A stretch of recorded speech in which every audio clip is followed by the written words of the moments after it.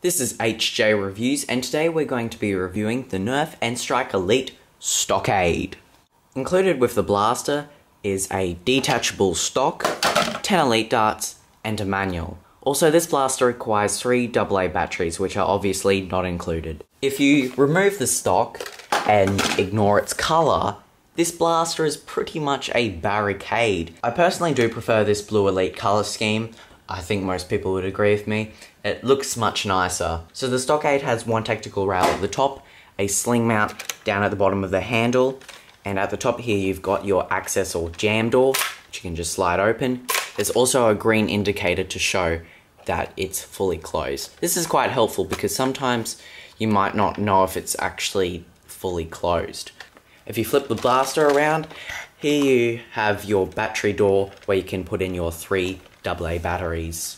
The handle here is quite comfortable. It's actually quite big, so this would be fine for adult nerfers. But for some small kids, they may actually find this handle a little bit too big. If we move down to the stock, it can conveniently hold 10 elite darts, 5 darts on each side. This stock is really great because, as I mentioned, it can hold 10 elite darts and it's pretty comfortable. To function the Stockade, just load in your 10 elite darts into this turret.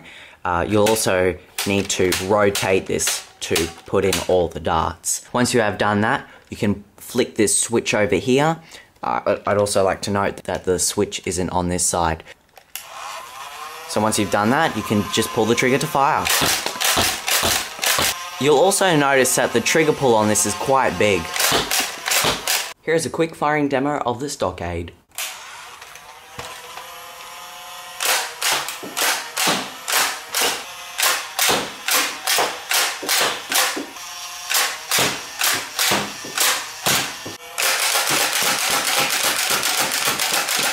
So now onto the good and bad of the Stockade. Firstly, I'd like to say because it's semi-automatic, this can get a fast rate of fire, and you've just got a great control of when you want to fire the dart. So a semi-automatic blaster is always good. And what's great about this revolving barrel is that you can just load darts in on the run. So unlike clip system guns, you have to take the clip out and then load the dart in. And what's good about this switch is that once you turn it on, all the motors will be on full power, so you should be getting good ranges. And this has got a pretty good capacity for its size. And probably one of the best things about this is that it features this awesome stock. So now onto the bad of the Stockade. Although I said this switch is convenient because once you've switched it on, all the motors in the blaster are all on full power. But this does have its bad side because this blaster is just really loud, and having it to be turned on the whole time is really annoying, because at least with a blaster that has a acceleration trigger, you've got a better control of when you want to turn the blaster off. But when turning the switch off, this blaster takes a long time for the motors to just go down.